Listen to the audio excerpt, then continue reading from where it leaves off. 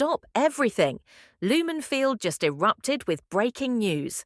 3 stories just dropped that could flip the entire NFC West upside down before Saturday's showdown with San Francisco. One fact is already on the table: 20 turnovers. That's the exact number hanging over Seattle's playoff hopes. And Sam Darnold just admitted he knows the problem is real. Plus, the Seahawks are demanding answers from the NFL after a hit that could cost them their most explosive weapon. And the power rankings just confirmed with the 12th man already new. Seattle is the best team in football. If you create earthquakes louder than you breathe, hit like and subscribe right now, because by the end of this video, you'll know exactly why the 49ers should be terrified. We start with the ranking that has the entire league watching. Stay locked. There's a double cliffhanger at the end. First tremor: Matt Johnson's power rankings just dropped. And guess who's still wearing the crown? The Seattle Seahawks. Not Kansas City, not Philadelphia, not Detroit, Seattle. And here's why this matters more than any other week. The Seahawks just traveled 3,000 meters across the country to Charlotte, walked into Bank of America Stadium, and turned a trap game into a statement. Carolina had just beaten the Rams and Packers, 2 playoff teams. So this wasn't some cupcake matchup. The Panthers came ready. The Seahawks came dominant. 3-3 at halftime, 27-10 final. The defense took the ball away multiple times, stuffed 4th downs, and made Bryce Young look lost. That's the kind of performance that separates contenders from champions. Now, let's talk about what Matt Johnson said, because this is where it gets scary for the rest of the NFC. Johnson wrote, "When stacking up the best NFL teams right now, it comes down to splitting hairs between which unit and coaching staff are trusted the most right now. That is the Seattle Seahawks. Trusted. That word matters. Trust isn't just talent. It's execution under pressure. It's balance. It's coaching. Mike McDonald and Clint Kubiak have built something special. The offense isn't perfect, but they're finally getting the ground game rolling at the exact right time. Zach Charbonnet just rushed for 110 yards on 18 carries. 1 week after Kenneth Walker III bashed the Rams for over a century on the ground. That's a 2-headed monster that can control playoff games. And the defense, they're smothering teams. Seattle has the best point differential in the entire NFL, not by a little, by far. That's not luck, that's dominance. Here's the kicker: Sunday's victory keeps the path to the number 1 seed in the NFC in Seattle's control. They beat San Francisco on Saturday. They lock up home field advantage through the playoffs. Lumen Field, the 12th man. Opponents can't hear their own plays. And if you think Seattle only wins at home, think again. Mike McDonald has the 2nd best road record ever for a coach in his first 2 seasons. They just proved it by flying across the country and dismantling a team that had playoff buzz. This team wins anywhere. Do you believe the Seahawks are the best team in the NFL right now? Drop your honest take below. And if you think Seattle is going to crush the 49ers on Saturday and lock up that number 1 seed, smash that like button and let Niners fans know who owns the West.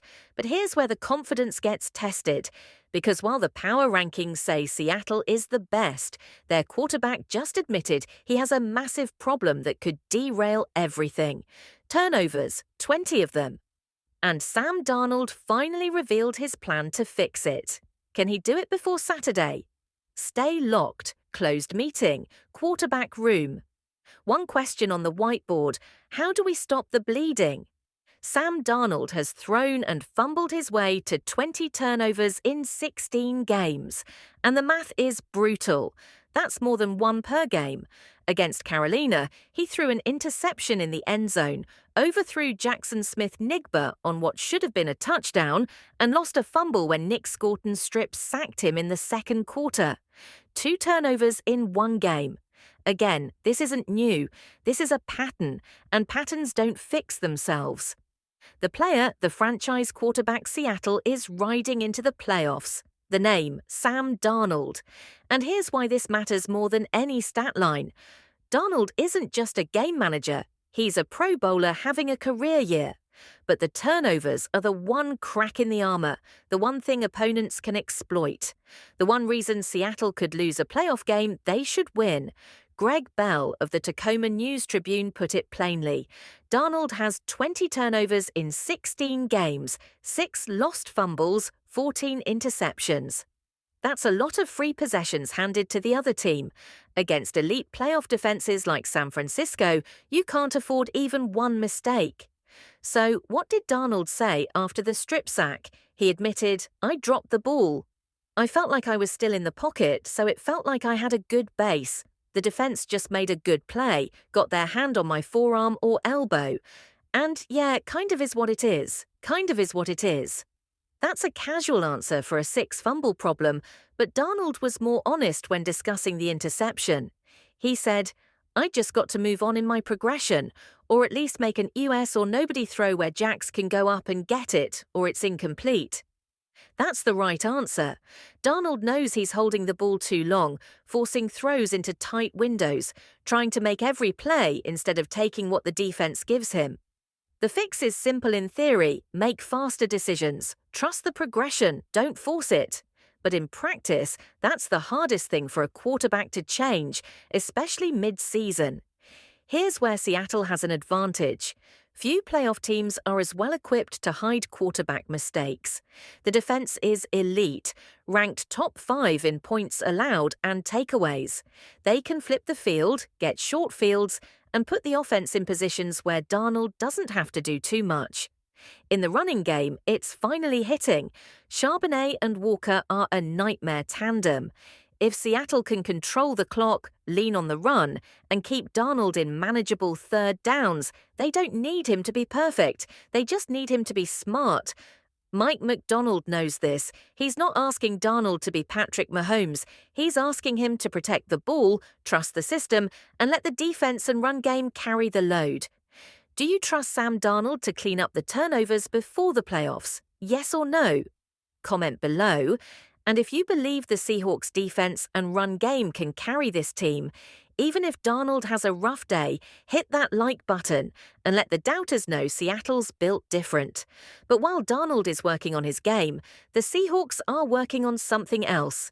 They're about to challenge the NFL over a hit that could cost them one of their most explosive weapons. And Mike McDonald is not backing down. The fallout from this could change how Saturday unfolds. Silence in the training room, medical staff hovering, one player down, and the replay shows a hit that has the entire Seahawks organization furious. The player, one of Seattle's most explosive game changers, a weapon on offense and special teams. The name, Rashid Shaheed. Pro Bowl wide receiver, elite return man.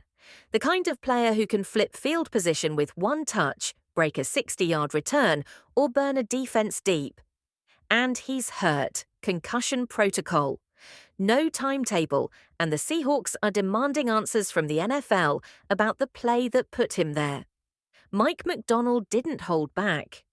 On December 29th, he said, "There's some plays throughout the game that we're going to follow up with. It's just trying to understand what's getting called, what's not, and why. We want to defend our guys and make sure that they're not getting put in harm's way. That's code for we think the officials missed a dirty hit, and we're sending the tape to the league." McDonald's wording was careful because coaches who go too hard at the refs get fined. But the message is clear.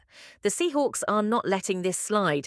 They're pressing the NFL for an explanation, for accountability, for clarity on what the standards are going forward. And with a division title game against San Francisco looming, this isn't just about principle, it's about roster management. Here's the problem: Shaheed isn't just a receiver, he's a returner. Seattle's return game has already been patched together recently, and losing Shaheed means Cam Akers or another backup has to step in with minimal reps. That affects field position, hidden yards, and the entire special team strategy. Against a team like the 49ers, field position is everything. One bad punt return, one short field for San Francisco's offense, and the game flips. McDonald was asked directly about Shaheed's status. His answer, "I really don't have any updates. We just don't have any update on timeframes or anything like that. We're really going to be playing that throughout the week." That's true day-to-day territory. No guarantees, no timeline, just waiting. The key checkpoints are simple: Wednesday's practice participation, end-of-week injury report, and whether the NFL responds to Seattle's inquiry. If Shaheed can't go, the Seahawks lose one of their easiest ways to steal yards. He's the kind of player who can take a routine punt return and turn it into a 40-yard game, shift momentum, give the offense a short field. Without him, Seattle's explosive play potential takes a hit. But here's the thing. The Seahawks have found ways to win games without perfect health. They've leaned on the run game, trusted the defense, and closed out victories even when key players went down. This team is deep. This team is resilient. And if Shaheed can't play, someone else will step up. Do you think the NFL will respond to the Seahawks inquiry, or will they ignore it? Drop your prediction below.